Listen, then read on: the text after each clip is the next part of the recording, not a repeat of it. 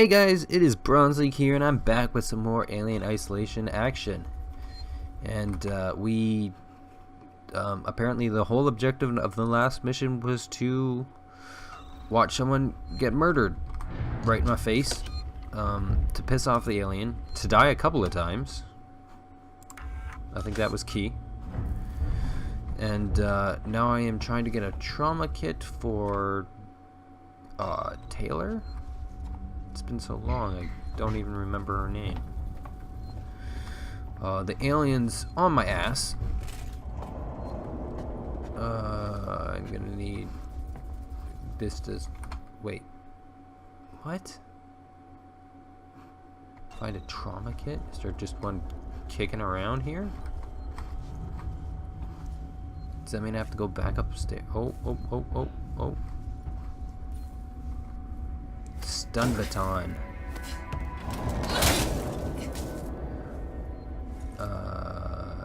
I'm gonna go ahead and say that's gonna do absolutely jack shit against an alien. Because I've seen, after watching Aliens, I've seen the fact that they can take a pile of pulse rifles to the face and still live. Well, not live, but it takes like 9 of them. Okay, we got some reading to do. Frank, I need to talk to you. I've got a body up here that's part of a Marshall investigation. Female, late 30s, chest wound. I have no idea how long Marshall waits. Will want to keep her up here, but this is highly... he just showed up. Q.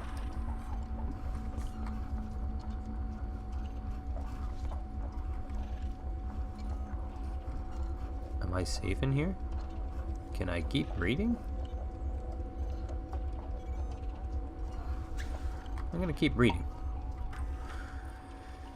Okay, so I don't know how long he wants to keep him here, but it's a highly sensitive situation. I'm going to need your discretion. I also need you to trust me on this one. Come see me in my office. Okay? That sounds like doom. Frank, your concern about San Cristobal's lockdown has been noted. I assure you an evacuation is 100% necessary and only a temporary measure. My priority is the welfare of the living, while you seem to be more preoccupied with the dead. He's gonna come murder me. If you're worried about the power fluctuations, smoke temperature, and the conditions of the corpses, just adjust the coolant delivery system just to get out of there ASAP. Okay. Yeah. Activating cooling system. I'm gonna do that. Okay. Cooling system has been activated. Find a trauma kit. Still have to trauma kit. Apparently I have to engage cooling systems. Why, I'm not quite sure. No, I don't need to hide. Where is locked? I'm guessing it's missing something.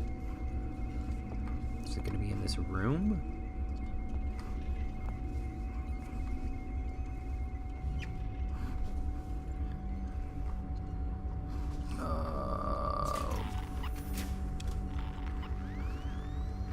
I'm going to go with the alien is not down here yet.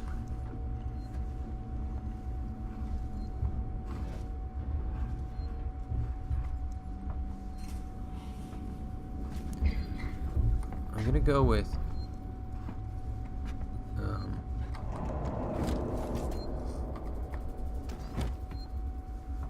can I go in here?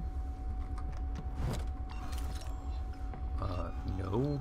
Revolver. Stun baton.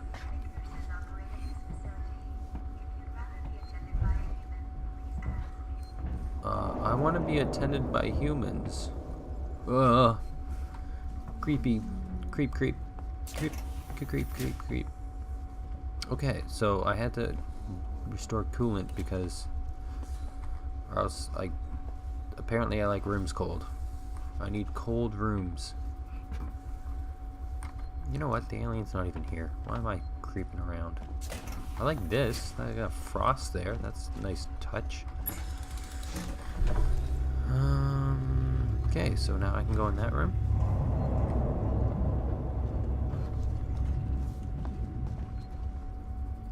surprised the alien's not around here. Like, this seems like something, a great place for everything to scare me. Why do I make noise when I throw that open? Like, jeez. Samuels, there's a Dr. Lingard, senior medical officer. Should be able to find out where they're keeping everything in her office. Good luck, Ripley. Hurry if you can. So I gotta go through that vent I saw earlier. I'm gonna save. Oh, I ran. Oh, I ran for a second. I'm pretty sure the alien knows where I am now. Like, I wonder how the AI works with this alien.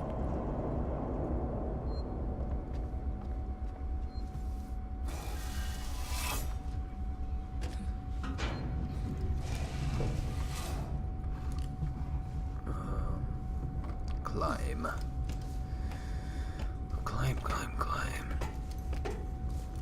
So yeah, have you guys seen all the movies? Have you seen Aliens? Have you seen the director's cut? Because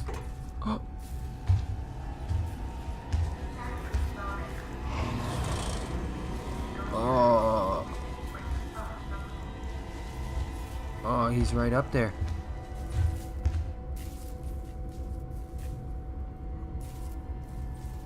Oh God. Did he leave? What do I do?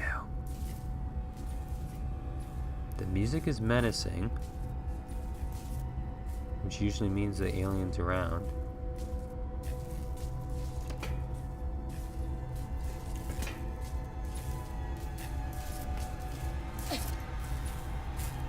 Okay. Apparently, just wanted to do that.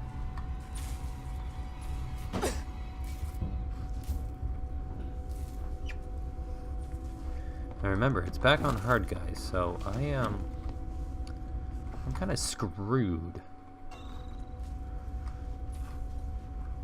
if he spots me. I think that's what it is that if he spots me, I'm gonna have very little way of getting away. Yep, he spotted me. I'm just gonna accept my doom.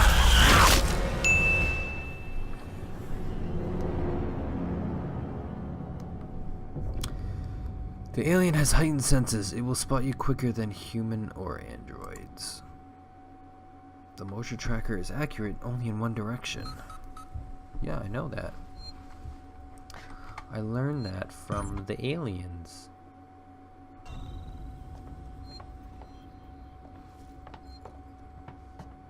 Because Hudson was having to move it all around.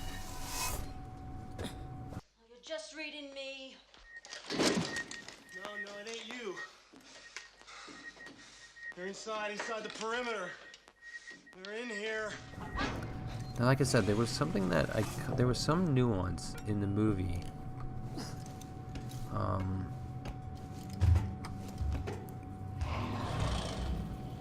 Okay, we know that he does that.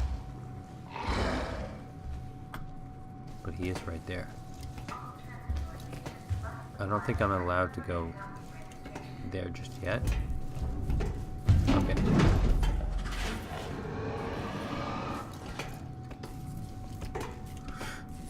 There was some new... Oh, yes, I remember now. Okay, so... I never saw the director's cut growing... He's right down there. I'm gonna wait a sec. So I'll tell you the story. I never saw the director's cut growing up. So there was two big differences in the regular, I guess you call it theatrical cut, and the director's cut. The big difference was there's a couple little more action scenes,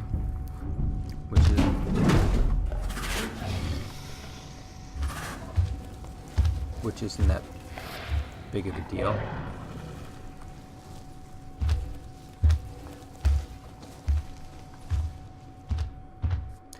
Okay, that actually scared me. Because, like I said before, like, when he sees you, I kind of just like, yep, I'm dead. And the fact that he didn't kill me right away,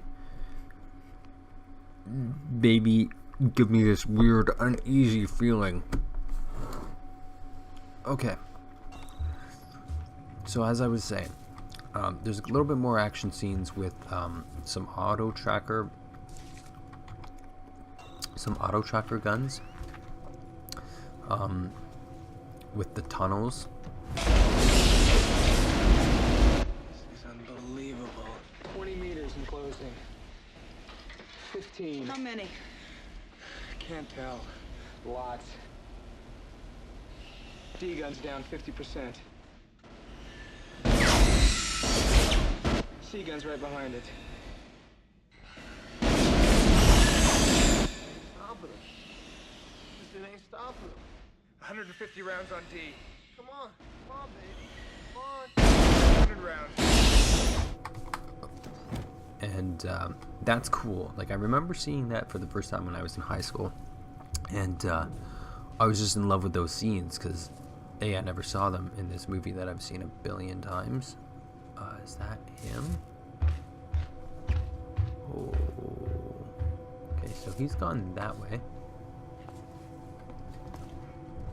which made me really like it, just the fact that I've never seen it before. Oh, he's coming back. So I really liked that, and I watched it a bunch of times, just those scenes over and over and over again. And then the second part, which is like a huge plot point, and they had to take it out because it added like an extra 30 minutes to the movie, was, I think there's something in this room that I have to get, but I'm gonna wait for him to go the heck away. Is that Ripley had another daughter, and because it's been 57 years, the daughter dies right before she shows up, and so it gives a little bit more gravity to her attaching onto Newt as a mother figure. But on top of that, it gives you a bit of a backstory of the colonists and Newt and her family and whatnot.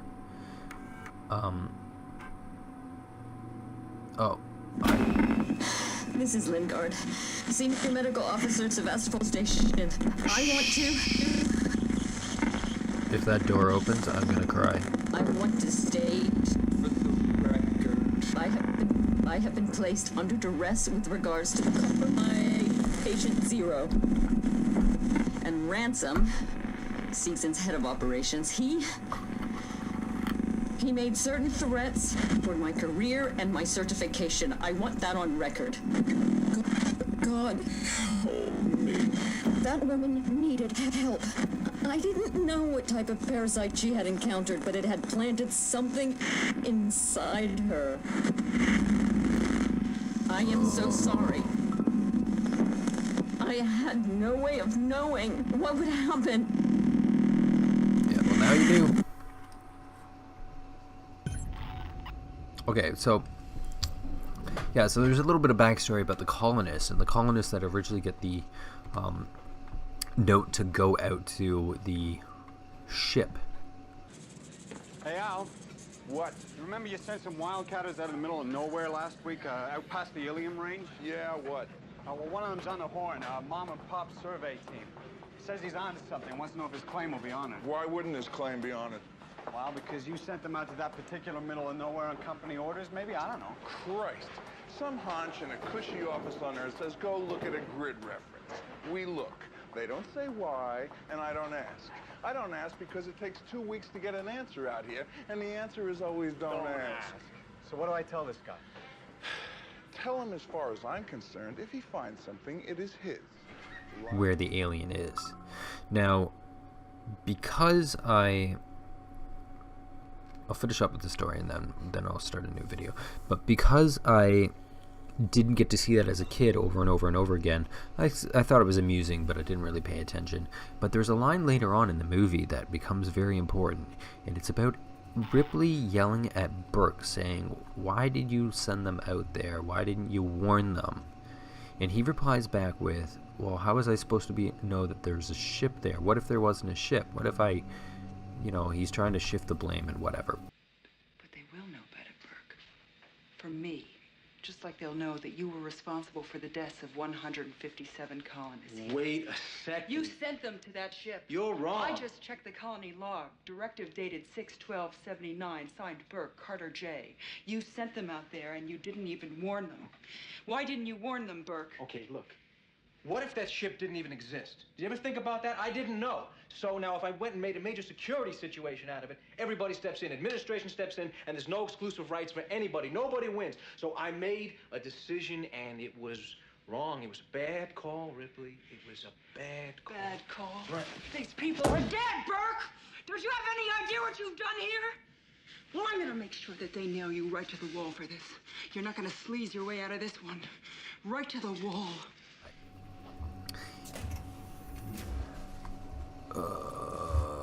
So the whole thing is Ripley comes back, tells him about this alien,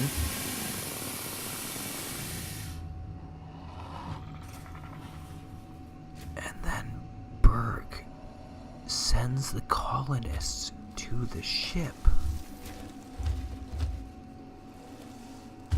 When he finds out about them. And yes, he tries to get Ripley and Newt impregnated, and I always got that thing. But just how devilish is that, where he sent the colonists out there? And I didn't quite get that as a kid, because I didn't get to see the opening scene where they go out and check the ship. And then I didn't really pick up on that, well, you know, how was I supposed to know that there was a ship there? Maybe there wasn't a ship. And the whole thing is like, Ripley told you there was a ship. So you sent them out there specifically because of Ripley telling you that there was something out there. A, you didn't believe her. B, you sent the colony out there to check. And C, then you try and bring them back. Like, it's horrible what that guy was doing. I knew he was underhanded, but I thought that was after he got there. It was like he saw some advantage. But anyway, it's been 15 minutes, so I'm gonna stop here. And apparently I gotta go over here somehow. So I'm gonna stop here. We're gonna go in the next video, and we're gonna see what we can find. So I'll see you then.